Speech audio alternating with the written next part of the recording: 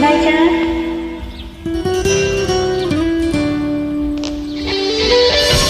បានសួស្ដីបាន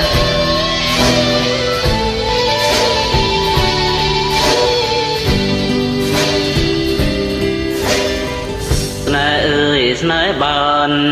ជួបចិត្តស្នេហ៍នេះគឺស្នេហ៍ស្និទ្ធស្នេហ៍នេះពិនជាស្នេហ៍ភក្តីច័ន្ទធ្លាក់មកហើយអូនអើយមករីករាយក្រៃណែបនិតហាងរតីច័ន្ទថ្លៃនៅក្នុងអន្តថាបើច័ន្ទព្រមចាំមេខាច័ន្ទបាត់កូនអន់តើយប្របងអើយកុំព្រួយឡើយណាអូនពិតជាស្នេហ៍បងស្មើនឹងសង្ខារទោះជាយ៉ាងណាអូ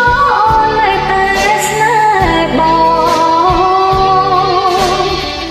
លំជ្រៃដួងចិត្តជីវិតស្នេហ៍អើយជួយចាំចំឡើយទៀងពេញសសងព្រៀមស្មងនឹងអូនគ្មានថ្ងៃកន្លងជាតិក្រោយសំសងជួបទៀតនឹងស្រី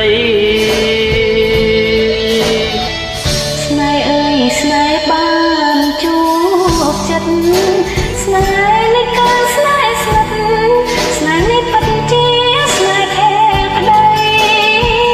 នាងគឺវាសនាឲ្យបងបានជួបនឹងស្រីយើងរួមស្នេហ៍ថ្មី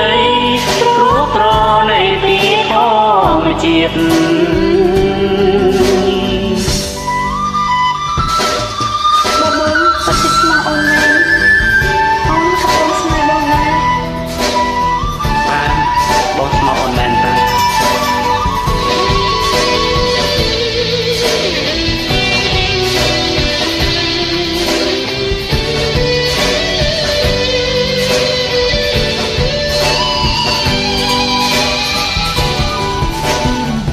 លំជ្រៃដួងចិត្តជីវិតស្នេហ៍អើយជួយចាំចំឡើយទៀងពេញសសងព្រៀមស្មងនឹងអូនគ្មានថ្ងៃកន្លងជាតិក្រោយសំសងជួបទៀតនឹង